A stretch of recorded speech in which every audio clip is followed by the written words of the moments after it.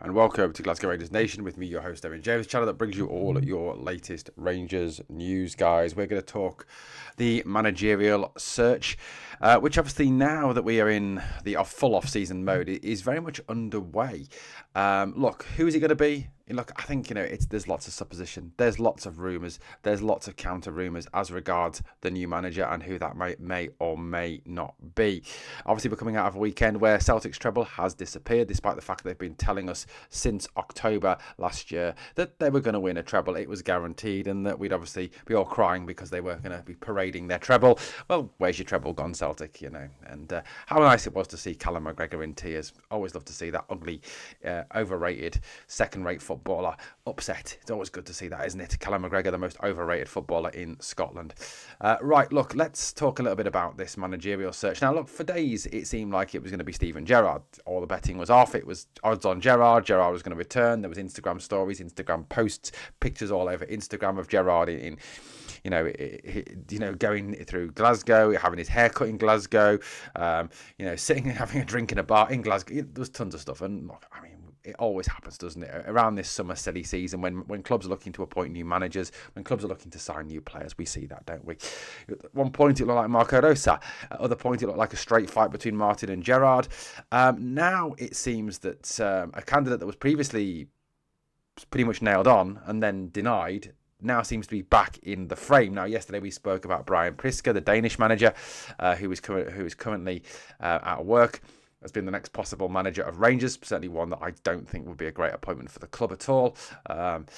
He does to me, even looking at the research, looking at what he's done managerially, his results, his league titles, etc., he does seem very Philippe Clement-esque. And a man who once branded Philippe Clement a good coach, quite clearly, is a bit clueless. The name that's come back, and the name that again has been linked, is the exciting name of the exciting young Italian 35-year-old assistant manager, previous assistant manager at Real Madrid, Davide Ancelotti. Davide Ancelotti left his post as Real Madrid assistant manager this week, posting on his Instagram his thanks to Madrid, to their fans, to the board, and to the players for all their hard work over his time at the club, thanking them for all that he'd learnt by working there, thanking them for obviously all the happy memories, all the trophy wins, trophy lifts, and obviously the fact, that he'd won Champions Leagues there, La Liga titles there, and he'd had an input in that. This is a guy who has had a coaching input on helping probably the biggest club in world football to win Champions Leagues, World Club Championships, and of course La Liga titles. But for some of our fans, he's still not good enough to manage Rangers. Go figure. I don't get that personally. Anyway, Marca. Now, for those of you who don't know who Marca is, Marca are a major Spanish media outlet in the capital, Madrid, and many people have described them as being somewhat of a mouthpiece for Madrid. Certainly during the whole, Trent Alexander-Arnold to Madrid kind of drama that was going on in Liverpool this year, it was always Marca that were leading the tapping up, as they did with the Kylian Mbappe situation. Apparently, he was at Paris Saint-Germain as well. This is a media organisation that are big insiders to Real Madrid. They kind of have the ear of Florentino Perez. They have the ear of those in the know at Real Madrid, and quite frankly, what they report about Real Madrid and about their personnel and about players that Madrid are interested in. They broke the Dean Huijsen story. Obviously, he's just since left Bournemouth to become a Madrid player for 50 million. They really are the know, the gang when it comes to Madrid. Now, they are reporting that Davide Ancelotti will become the next Rangers manager. That's what Marca are reporting. And like I said, these guys are an ITK source of great reliability in Spain, due to their insider knowledge at Madrid. This is what was written by one of their journalists, one of their in-the-know journalists, on their website, and also was reported on the radio station there. Davide Ancelotti is close to committing to Glasgow Rangers for next season. So whilst the deal is not yet done, dusted and confirmed, they are reporting that it is close to being done and that he is in negotiations with Rangers new owners to become the next manager of the club. This certainly seems to be a very interesting and exciting appointment. That was the start of what Ancelotti wrote on his Instagram account, by the way, just so you can see there. After 4 years, it's time to say goodbye. Yes, Ancelotti has been with the Spanish Giants for 4 years. Not only has he been with the Spanish Giants for 4 years, he was previous to that with Everton, so has understanding of British football through his two years at Everton as an assistant. Also was the assistant to his dad at Napoli as well, so has an understanding of Italian football, and was also with Bayern Munich as well. His first ever appointment, fitness coach at Paris Saint-Germain.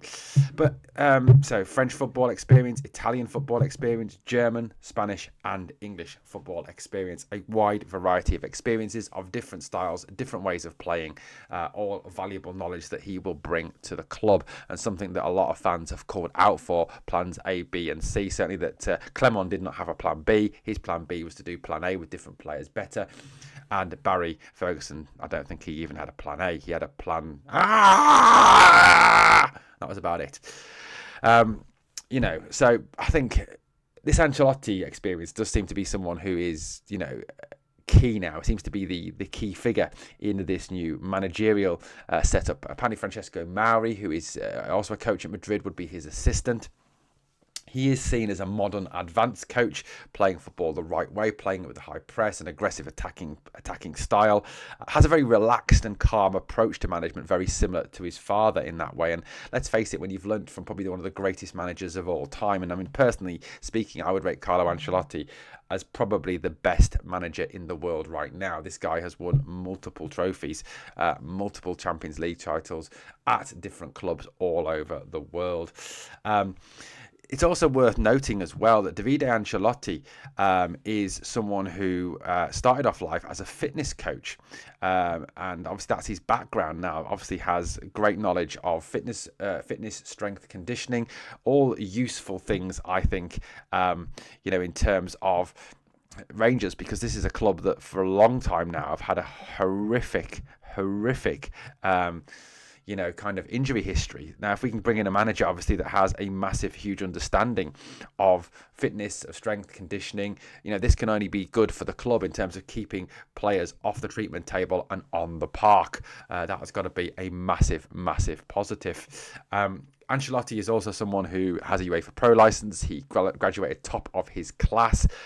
Was very highly spoken of. Now, I know a lot of people are saying, well, he only got the job because of his dad, nepotism, blah, blah, blah. But it's not just his dad that is speaking very highly of him. A number of fantastic footballers, Vinny Jr., Jude Bellingham, for example, speak exceptionally highly of Davide Ancelotti. Analysts, pundits around the world speak very, very highly of Davide Ancelotti and the work that he does and the coaching that he does at Madrid and has done previously at Everton, Napoli and Bayern Munich. This is a guy, like I said, who is exceptionally highly rated by people who actually know the game of football, who watch thousands of hours of the game of football, who have an understanding of what makes a good manager. Now, people will obviously express their concern that Ancelotti never really had a playing career, but for that I raise you, of course, Jose Mourinho had very little playing career at all. I raise you also Francesco Farioli as well, another very highly regarded young up-and-coming coach. Will Still, another one. This does seem to be the kind of the modern generation that we are having more and more coaches coming into the game. Andre Villas-Boas, another one, who have very little playing experience but have a whole host of coaching experience. You often find that, in the American sports as well, and, obviously we've now got American owners, there are a lot of head coaches of NFL teams who didn't actually play football to any sort of high level, or an NFL to any sort of high level, but came up through the graduate programs, came up through assistant programs, and learnt their trade. So these are guys that do know what they're talking about at the end of the day.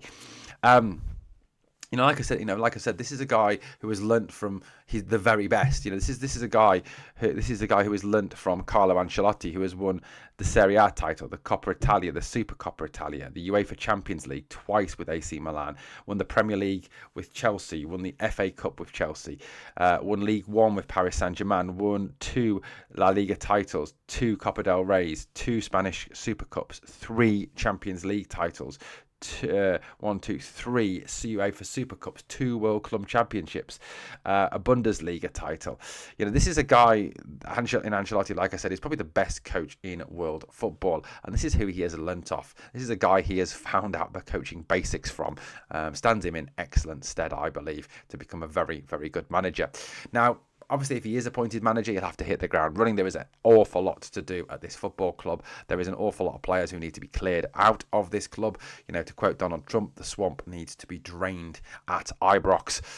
Not that he talked about Ibrox, I think he was generally talking about draining the swamp in America, but you can kind of apply that statement across the pond. But guys, I'd love to know your thoughts. Could it be Ancelotti? It looks very strongly like it very well may be.